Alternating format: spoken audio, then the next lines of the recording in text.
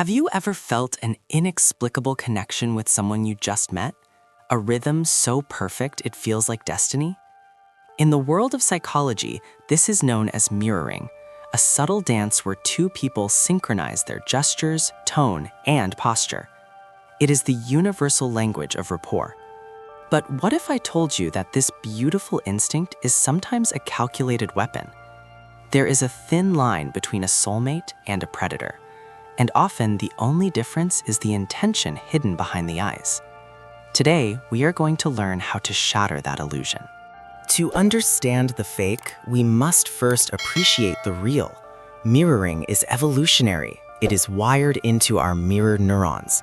When you smile and I smile back, or when you lean in and I do the same, our brains are signaling safety. It is a subconscious whisper that says, I am like you, therefore I am safe.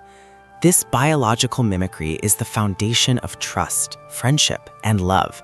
It happens without thought, a fluid reaction to the emotional temperature of the room. It is messy, it is imperfect, and most importantly, it has a natural delay. Enter the dark psychologist, the social engineer, the manipulator. They know the science of trust better than most. They understand that if they can replicate your body language, they can bypass your critical thinking defenses. They copy your posture to make you feel understood. They match your breathing to make you feel calm. But unlike natural empathy, which flows from the heart, their mirroring flows from the prefrontal cortex, the analytical, planning part of the brain. It is not a feeling, it is a performance. And like any performance, it requires intense focus to maintain. The danger lies in the seamlessness of the act. Our brains are not naturally equipped to spot high-functioning acting in real time. We want to believe people are genuine. So when someone mirrors us perfectly, we don't think manipulation, we think chemistry. We let our guard down, we share secrets, we sign contracts. By the time we realize the connection was artificial, the damage is often already done. But the manipulator has a weakness. Because their mirroring is a conscious, cognitive process, it demands their full attention, and that hyper-focus is exactly where we can catch them. This brings us to the ultimate behavioral litmus test, the sudden stop. It is a non-verbal interrogation technique that requires no words, only observation. The premise is simple. Natural mirroring has a rhythm, like a waltz. Calculated mirroring has a script. To expose the script, you must break the rhythm violently and unexpectedly. You are going to create a glitch in their matrix. You are going to force their brain to choose between maintaining the mask or reacting to reality. And the speed of their reaction will tell you everything you need to know. Here is how you execute the test. First, you must establish a strong baseline of rapport. Engage in conversation. Use your hands. Lean forward. Nod your head. Allow the other person to fall into the trance of copying you. If they are a manipulator, they will be watching you like a hawk, mimicking your movements almost instantly to secure that bond. Let this rhythm continue for a few minutes. Let them feel confident that they have successfully synced with you. You are lulling them into a state of cognitive dependency on your movements. Now the trap is set. In the middle of a gesture, perhaps while you are reaching for a drink, or adjusting your hair, or simply using your hands to explain a concept, stop abruptly. Freeze your body completely. Do not finish the motion. Just go dead still for a moment while maintaining eye contact. It shouldn't look natural. It should be a jarring break in the flow. What you are doing is cutting the signal that the manipulator is feeding off. You are removing the guide they are following. Watch their reaction. This is critical. A person who is mirroring you subconsciously, someone with genuine empathy, will experience a processing lag. Their brain expects you to finish the movement. When you don't, they will likely continue their own movement for a split second before their brain realizes the pattern has broken. They might look confused. They might tilt their head. There is a clumsy human delay of about 1 to 2 seconds. That clumsiness is the hallmark of authenticity. It shows they were flowing with you, not studying you. However, a manipulator reacts differently. Because they are hyper-vigilant, scanning you for data to copy, they often stop instantly. The moment you freeze, they freeze. It is almost robotic. It feels too sharp, too precise. Why? Because they are not feeling the rhythm. They are watching the visual input.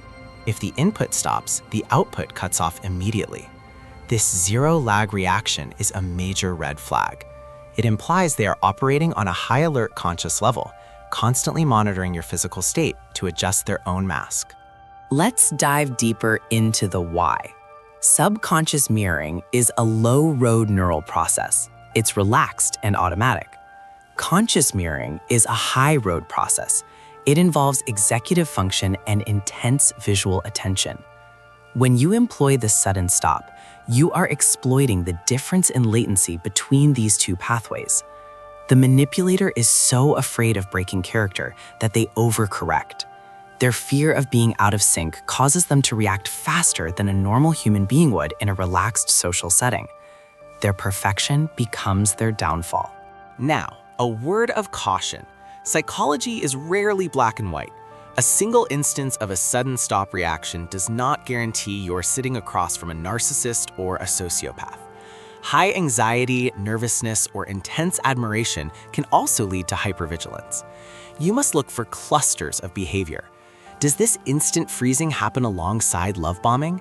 Is there a history of inconsistent stories? The sudden stop test is a data point, a powerful clue, but it should be part of a larger observation of their character.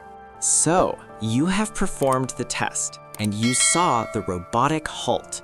You suspect fake mirroring. What now? Do you confront them? No. That would only teach them to be better actors.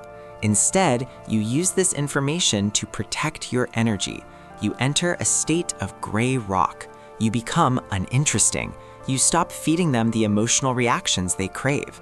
Once you know their empathy is a performance, their power over you evaporates. You are no longer dancing to their tune. You are watching the show from the audience. There is a profound freedom in realizing that not everyone who smiles at you wishes you well. It sounds cynical, but it is actually liberating. It allows you to save your true vulnerability for those who have earned it over time, not just those who can mimic your gestures in the first 5 minutes. True trust is built on consistency, not just synchronization. By using tools like the sudden stop, you are not being paranoid. You are being the guardian of your own inner world. Mastering human behavior is a journey of self-development. The more you understand the mechanics of manipulation, the less susceptible you become to it. You begin to value your own intuition. That gut feeling that says something is off is usually right. And now you have a practical experiment to verify it. Don't be afraid to test the people around you. Break the rhythm. Stop the motion. See who flows with a clumsy grace of humanity and who stops with the cold precision of a machine. The world is full of mirrors. Some reflect your soul, others only reflect your image to steal it. Your job is to learn the difference. Stay observant, stay grounded, and never be afraid to break the flow to find the truth. If you found value in this insight, join our community for more deep dives into the psychology of self-mastery. Until next time, trust your instincts, but verify the reflection.